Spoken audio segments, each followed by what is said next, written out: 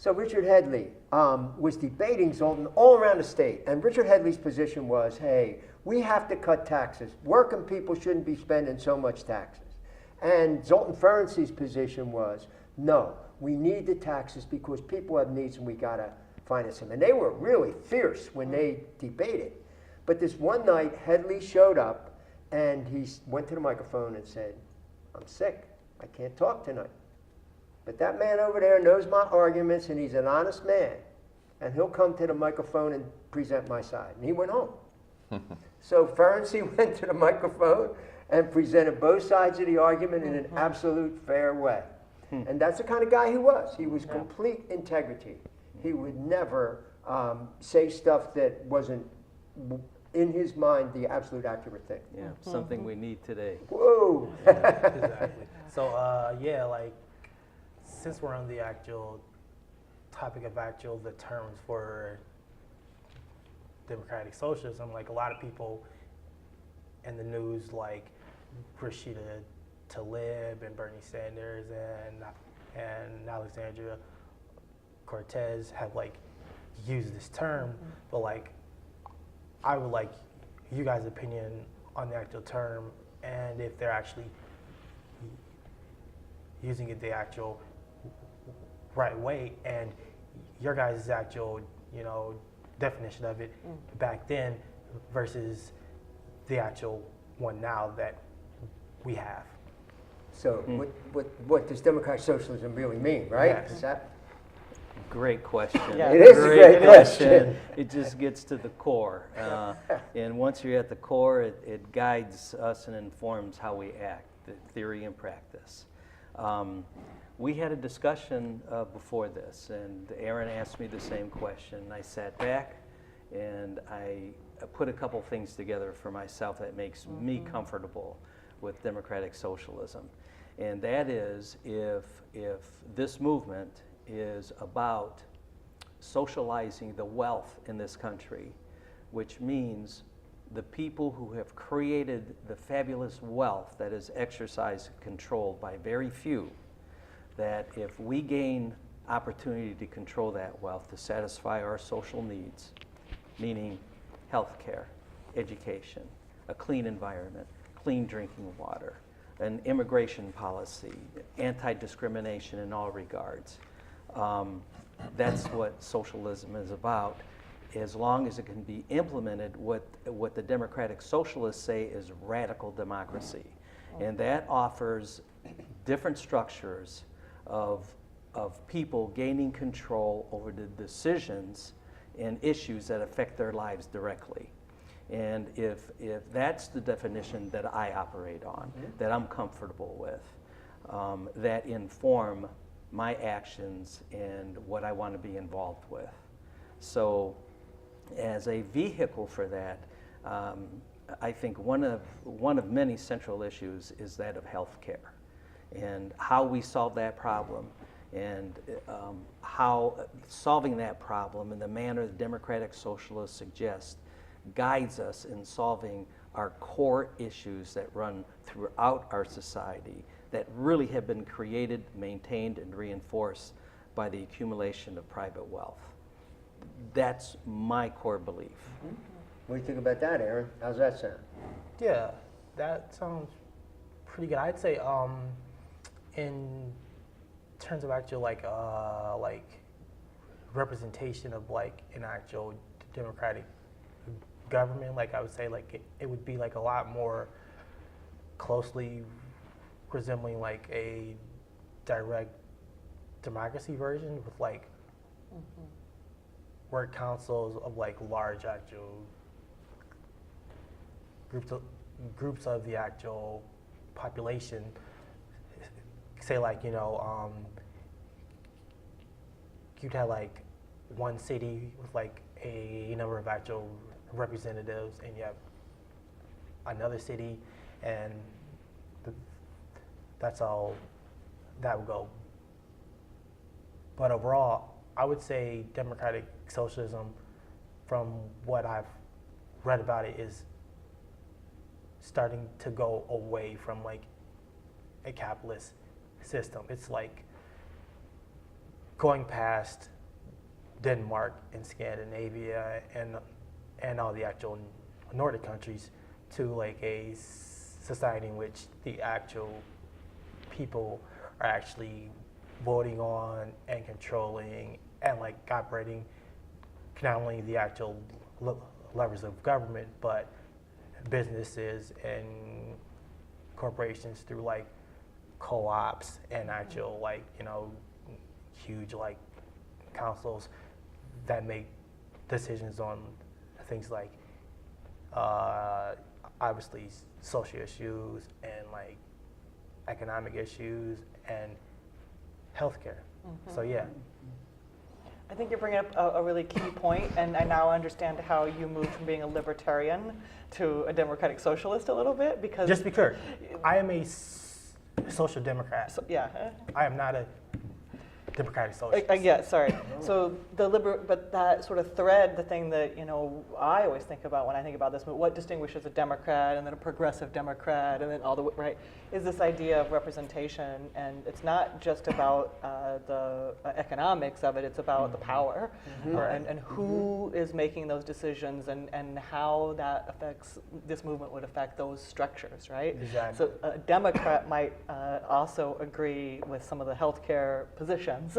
And then we would start to disagree about how we pay for them, right? Which is a question Bernie always got asked. Yeah, sounds great. How are you going to pay for it, right? And so then there's a strategy and a group of politicians there, right? And then there's also this idea of, well, who is making those decisions? And that to me is a really important piece. It's not just big government, right? Taking your money to redistribute it. It's about community and citizenship and representation. And that's, to me, that also comes from that libertarian strand and is a way to start to build an even bigger coalition. Right? Exactly. So I always say political and economic democracy. That's the thing. And I think what has to be the root of the whole thing is the Universal Declaration of Human Rights, which says that every single person, because she or he is a person, has the right to access what they need to lead a fully human life. So for me, democratic socialism or social Democrats, get me confused. I know you're right though. But how do we move toward that goal? How do we use the economic system to get people access to what they need more? How do we use the political system to transfer power from the people that got it now, particularly the people in the economic elite, to ordinary people? And that's what I think the struggle for SDA is about. So this distinction between democratic socialism and a social democracy or being a social democrat, I think is a really important one, a crucial one. And I think it does lend some confusion to the overall discussion. Certainly a more traditional notion of socialism means that the economic system itself is going to have to be transformed. We're going to move from capitalism away from private ownership and control of the means of production for private profit, to a system whereby the workers and the communities are involved in making economic decision making, and through government, the public has ownership of the means of production. So that's the traditional notion of socialism, right? Now, a lot of that got distorted, of course, by authoritarian governments like in the Soviet Union, seizing the means of production, and you know, you replaced one ruling class with another ruling class, right? And the workers and the people weren't really involved in making democratic decisions about the economy. So that kind of distorted the whole thing, but which I think is the reason why people started using the term democratic socialism to distinguish it. Michael Harrington always argued that it was redundant to say democratic socialism, because socialism at its core is democratic, right? Democratic decision making, democratic control of the economy. So it's redundant, but it's not redundant, of course, in the current political era to have to make that distinction to separate it from other more deformed versions of socialism, I guess we could say. Now, the other thing that I would say is that, so that's the notion. Now, that's not really where a lot of current democratic socialists are, right? I mean, Bernie Sanders is not advocating for a change from capitalism to this form of socialism where the means of production are owned by the government or publicly controlled in that way.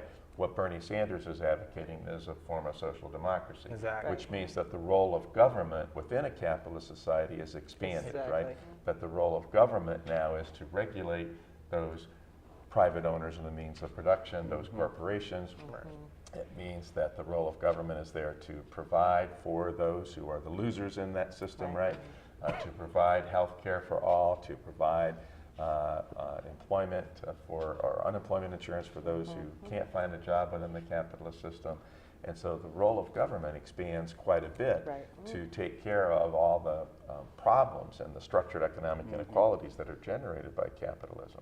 But it's still capitalism, right? Yeah. It's still capitalism. Right. And so, but the role of government expands, and so that term social democracy is often used to talk about that kind of a position. Now, the Europeans, the Nordic countries that Aaron mentioned, have a very strong social democracy, right? They do have a strong government that operates within those capitalist societies.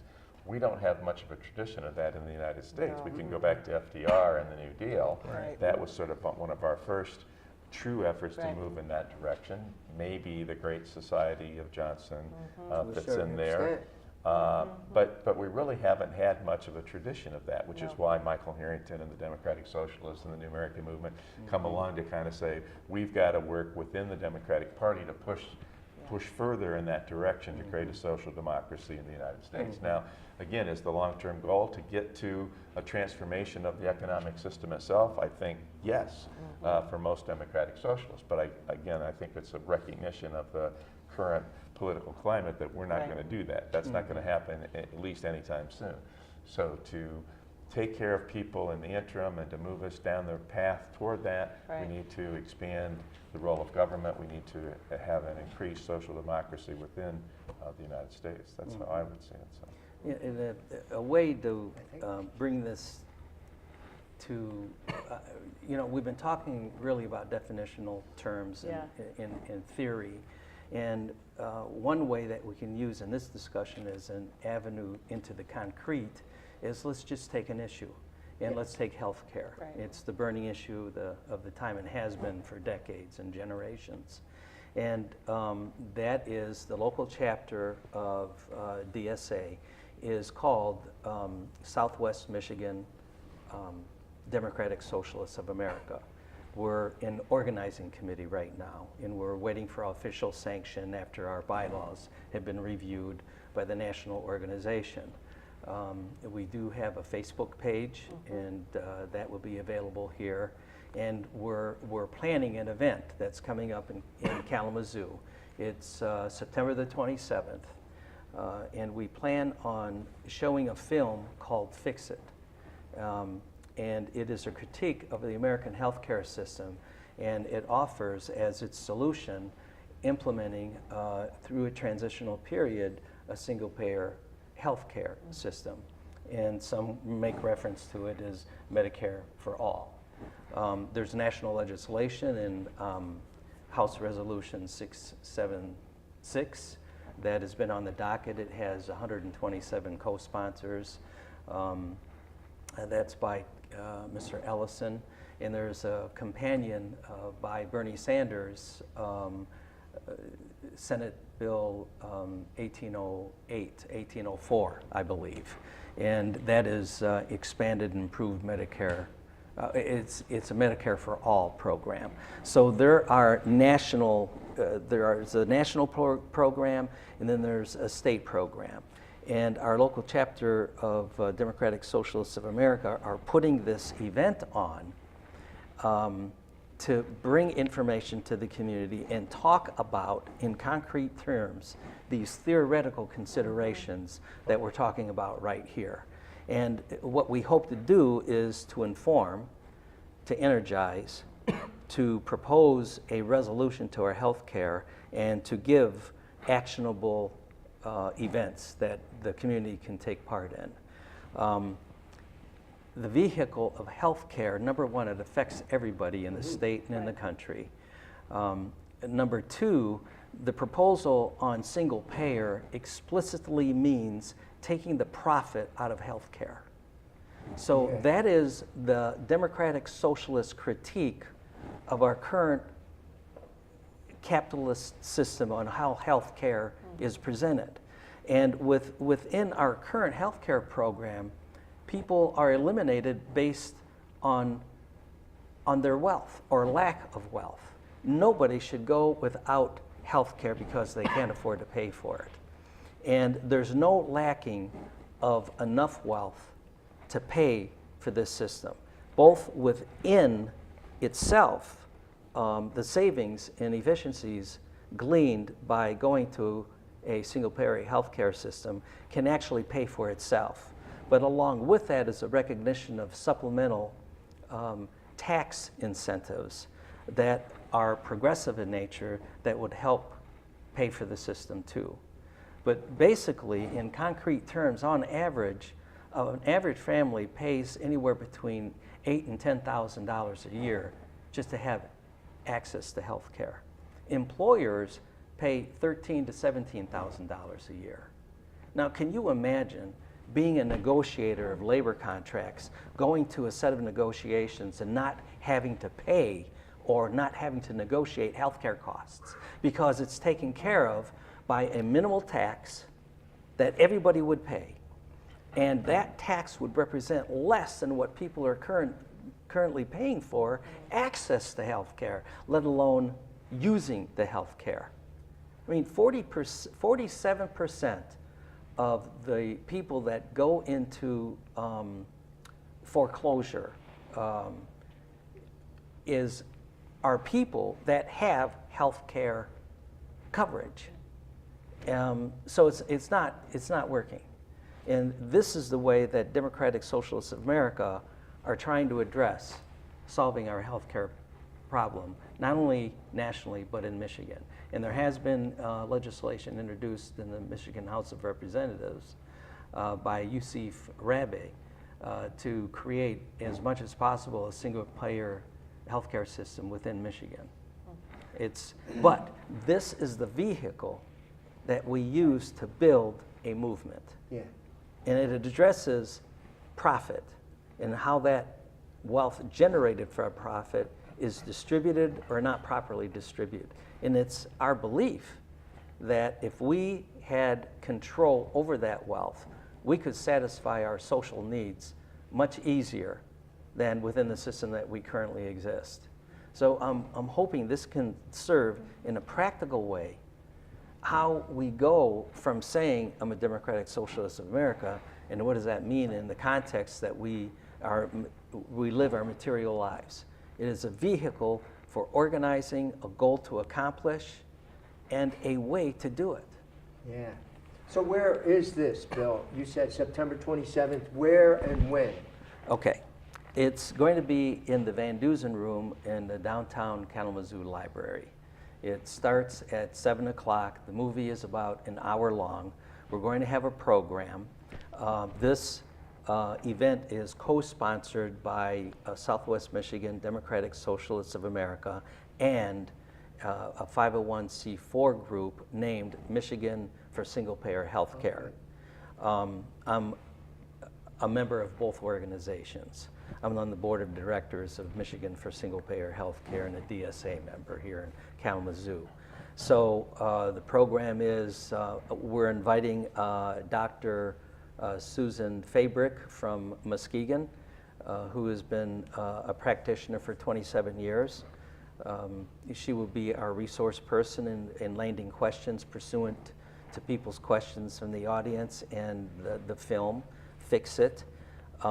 We will have general introductions, make access to the information tables where we have at the event, sign people up for DSA, for Michigan for Single Payer. We've been doing canvassing. DSA has been doing canvassing throughout this area. We have we've had people sign petitions in support of single payer that will go to our area elected representatives to keep the movement going. And we have over 1,000 signatures. I remember the first door that I worked, knocked on the door doing canvassing. A woman came to the door, and I was with Kate, another DSA member, and we did a brief explanation of why we were there, and she started crying. Wow.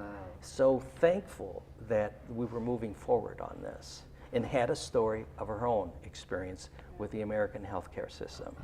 So it is out there.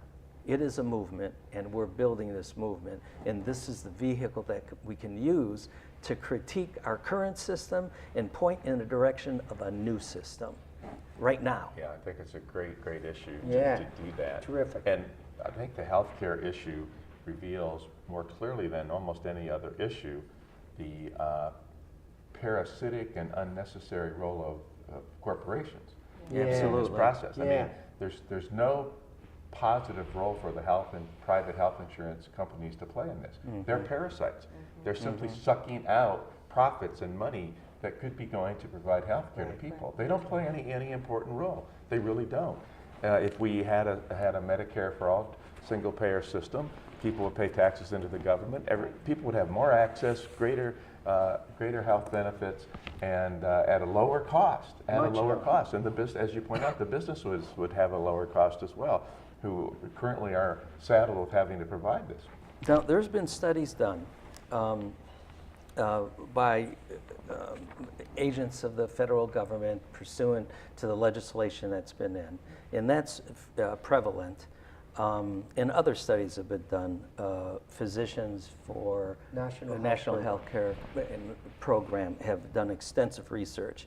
And all these estimates point in the direction of $400 to $500 billion every year due to profits and the administrative costs of implementing our current healthcare system. That's the wealth, that's the wasted money that can go for paying for a system that has no deductibles, no premiums, no co-pays, and a totally open access to any doctor or hospital that people want to go to. It's possible, it can be done.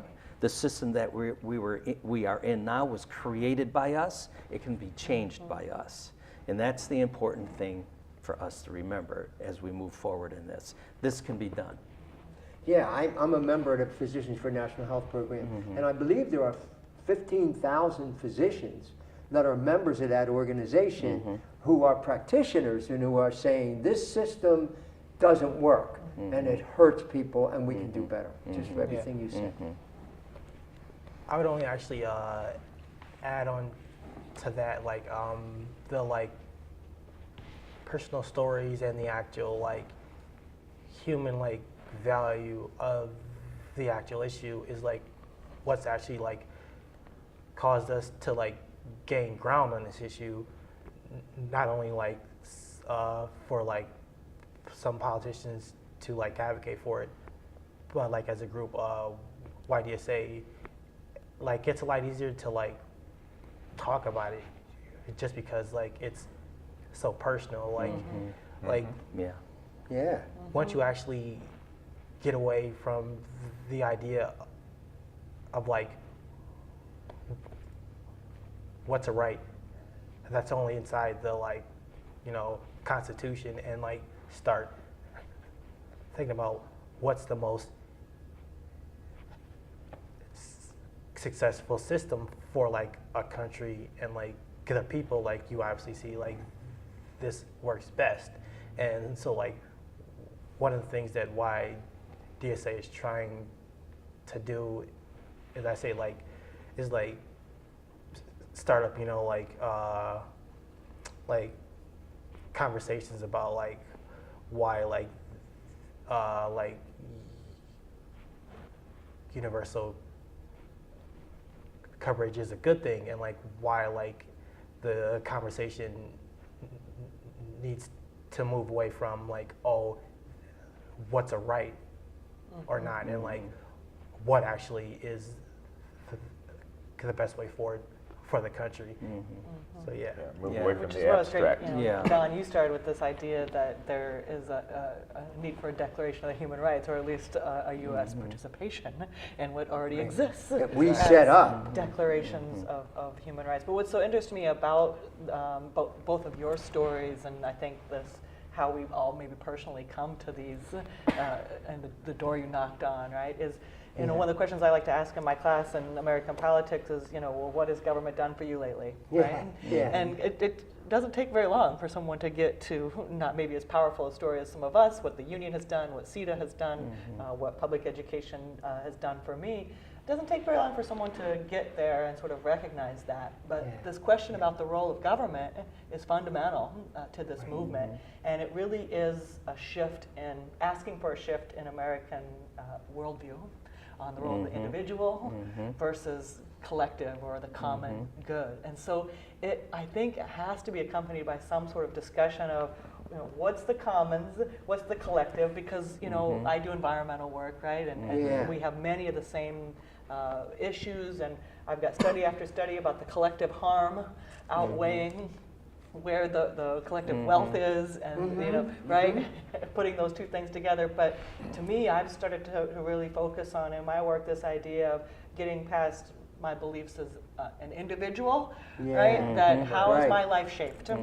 Is my life shaped as an individual by my own actions, or is it mostly shaped by a collective? And when we do surveys on this, we find that the European countries, so the other countries that you've talked about, especially with healthcare, they see themselves as part of a collective, that we're in this together, rather than you're on your own. And that, to me, is a really fundamental other core just belief and value of what is the role of government and what is the role of the person in the state that this movement is absolutely. trying to address.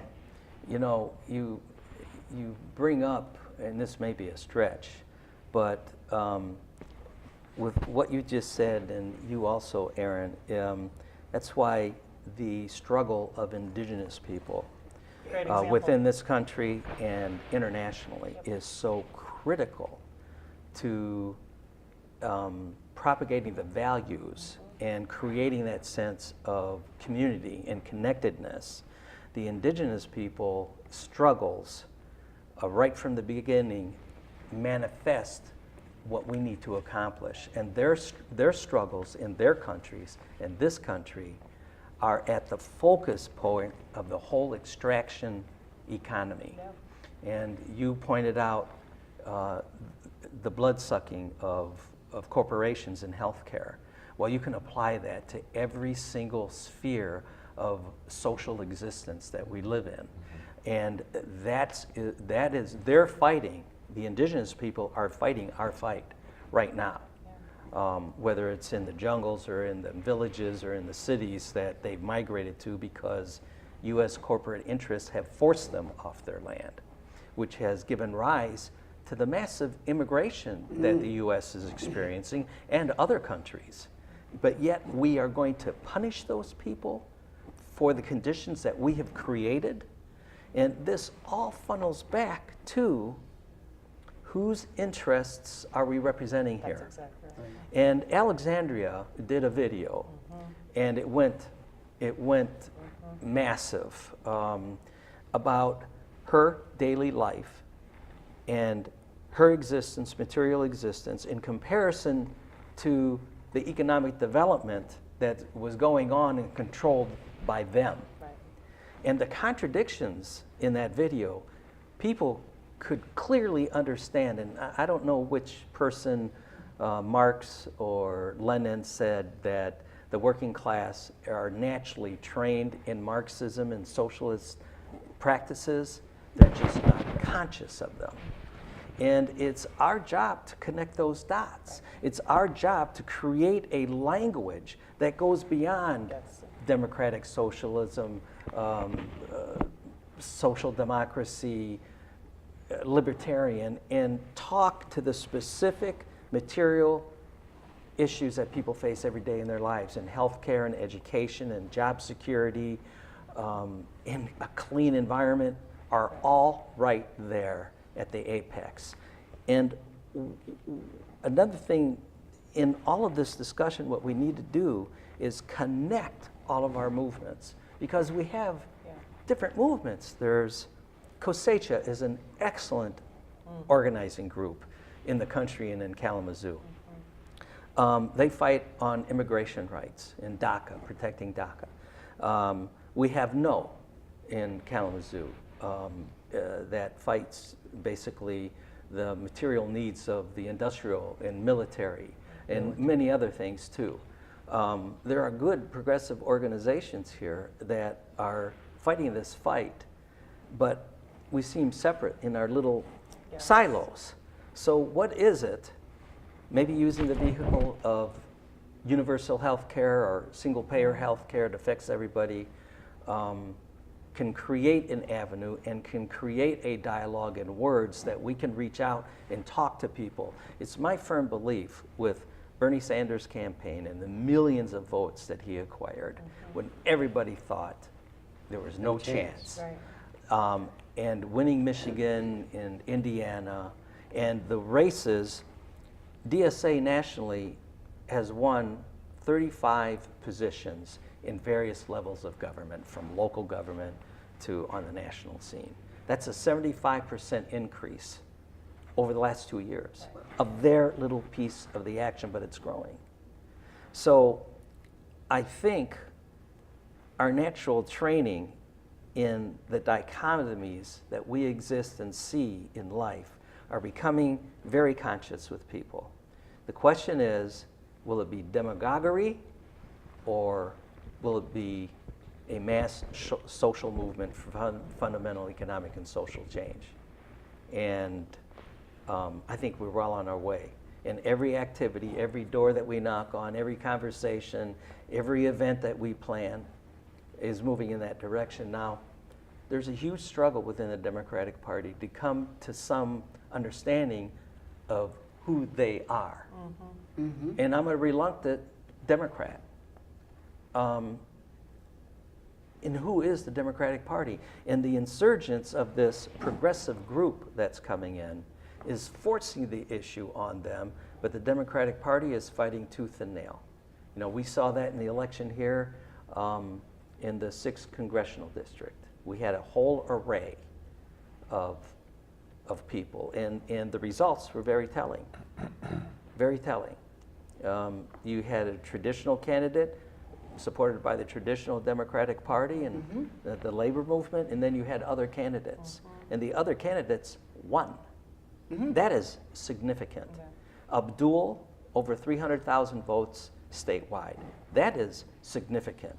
That is a sea of opportunity that we will be taking advantage of. So I have great hope, and I am not afraid of talking about capitalism and private wealth accumulation and its destructive forces in our democracy, our economy, and our lives. We just need to come to an understanding that we need a mass grassroots movement that unites all these issues into a program of action. In any political campaign or political struggle, there are going to be villains and heroes, right?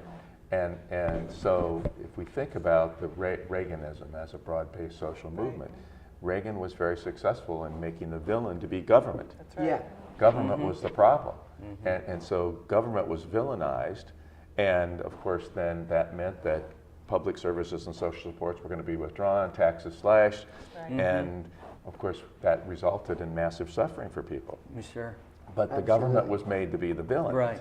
Or with the Trump campaign, who were the villains? The immigrants, right? And we saw his unvarnished racism come Sure, out. You know, absolutely. other people were the problem, right? So now he's trying to tell basically a white working class, the problem is people of color who are coming in as immigrants or people who are taking your jobs away. So the villain is clearly identified. I think in the Democratic Socialist program, the problem is that corporations always escape being That's made right. to be the villain, Yeah. when in fact they are. We mentioned the health, Absolutely. you know, the health insurance companies that are parasites, and they actually are the villain in that particular struggle. Sure. But they're so powerful, and they're able to control the story, and they're able to legally bribe politicians, That's right. and they're allowed to make unlimited campaign contributions, and so they've rigged the system so that their own villainy is hidden, and you know, government is made out to be the villain, and we've got to somehow reverse that. The fact is that it's corporations, private tyranny is the term Noam Chomsky uses. private tyranny. We recognize government tyranny when we see it. Yeah. We don't recognize private tyranny. Right. We don't recognize the way corporations are tyrants in our society and are harming us in the healthcare struggle or in any other struggle. So part of it is telling a different, because stories are critical. You have to tell stories. Sure. The environmental movement was originally successful by have the corporate villain, Yeah. But I think your point, and thank you for mentioning that, is where I was wanting to go a little bit. Is we have examples of this all throughout history. The political pendulum swings, right? And those 60s and 70s and those times spurred a whole conservative ideology, and they were able to successfully do exactly what you do, right? The grassroots groups came together, there was a single message, there was a single villain. It was a very, very successful strategy, and the trade winds seem to be saying that pendulum it's time for it to swing back. And so I wanted to say to you guys, this is your opportunity, because you used the word opportunity before. It is our opportunity. And this, it is time for that message. That message there's ground for that to be received, just like the changes in the 1980s when Reaganism came in. And we often talk about this arc, the long arc, right? And I think this is one of those times. So I didn't want to leave without saying that to you guys. Absolutely, absolutely. Right. You know, I've negotiated contracts, collective bargaining agreements since 1972. And it's interesting, you know, connecting the dots in the microcosm to the big macro and the big picture. I help fight with others against privatization. Yeah. So if there was a school group within a school district and they wanted to privatize the school bus drivers or the custodians, the first thing they would do, the administration, in their calculus, was to start cutting back funding, the repairs of the equipment, cheapen up the materials that were used for cleaning or gasoline, which eroded the quality of the service. And then after some years of that, the conditions were such that let's privatize. Right. Look at the deplorable. Yeah. They created the very conditions that they wanted to get rid of in privatization, which eventually cost them more money. They lost control over their workforce. And that is a microcosm of what's happening in our society under our current system of government and economy. They starve the system. Well, that's the great... The tax imbalance that's taken place since the early 70s. And with the taxes being sucked out of the social economy, okay, our schools are deplorable, it's because of school teachers. So I think people are gaining an understanding of that. Right. Yeah. I think that there's two things that are very important that are happening right now in the country. One is more and more people are saying, this doesn't work for me. Right. Yes. I mean, right here in the city of Kalamazoo, the United Way has done their ALICE study, assets limited, income constrained, employed. So they're talking about people that are working. And what they found is, first of all, there's 34% of the people in Kalamazoo are in poverty. There are another 25% of the people in Kalamazoo that are working but can't meet their basic needs. Yeah. So you have 59% of the people in the city of Kalamazoo that can't meet their basic needs.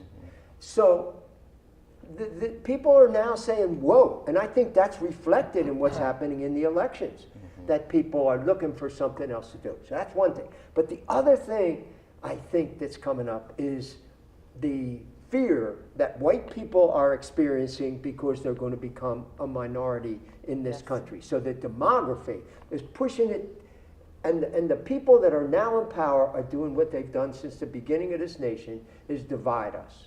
And they're pushing people out. The issue's not the economy. The issue is immigration, black people. We got to keep them in line so that we can keep our place. And that's the struggle that I see happening in the country right now. We just have a couple of minutes left. Thank you for the wonderful conversation that we've had around the table. I just wanted to come back to one thing that Bill and Don were both just mentioning, and that is the 2018 elections. That's right. Yeah. That we really need to focus attention on. This particular midterm election is maybe one of the most important in American history. If the Democratic Party, and again, whatever we think of the Democratic Party, there's a corporate wing of that party, obviously, but whatever we think of that party, if the Democratic Party doesn't gain back control over the House, at least the House of Representatives, if not both houses of Congress, then we are in deep trouble. Right. So this is a critical election, and it's interesting that, as you say, in the Democratic Party, we are seeing that division between, you know, progressive candidates, many who are clearly aligned with DSA, challenging corporate Democrats and winning. Yes. Alexandria Ocasio-Cortez being the prime example of that. We had an election in Massachusetts that just took place. Ayanna Pressley knocked off a long-term 20 corporate years. Democrat. Yep. And so this election is really a critical election. And Could I add to that? Sure. too? 2 One- minutes. Okay, one critical thing, you're absolutely right in elections. What the Democratic Socialists of America and a lot of other social justice groups believe is that electoral politics is one avenue, Right. only one avenue, and direct militant mass actions need to be Diversity of tactics. Exactly, it needs to take place. Both. Both of them, and that's you well are aware of our history of the United States. Fundamental change did not come unless there was an aggressive, That's right. mass-based social movement that disrupted the system. And that needs to be taken into yeah, consideration. definitely. Well, we're at the end of our time. Bill Farmer, I want to thank you for being here. Aaron Ingram, thank you for being here. Thank you for your involvement with DSA and the great political work that you're doing. And yes, the state is central, politics is central. We have to be involved electorally. We have to be involved in creating a mass movement that puts more political pressure on our system. You Meisters, thank you again for your contribution. Thank you. Great to have you And, guys. been thank great. you. Guys, yeah. Great to be here. Thank you for joining us on Critical Issues Alternative Views. We hope you come back and visit us again soon. Thank you.